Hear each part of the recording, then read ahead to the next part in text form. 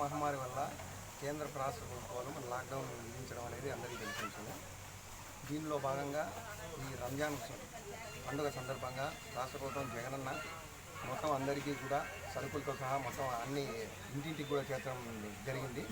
దీనిలో భాగంగా మేము కూడా ముస్లిం సోదరులందరికీ మాకు తోచిన విధంగా మా ఫ్రెండ్ సహాయంతో అందరికీ ఈ రంజాన్ తోపా ఈరోజు ఇవ్వడం జరిగింది. ఫస్ట్ మేము ముస్లిం సోదరులందరికీ శుభాకాంక్షలు తెలియజేస్తూ ఉన్నాము రంజాన్ పండుగ సందర్భంగా.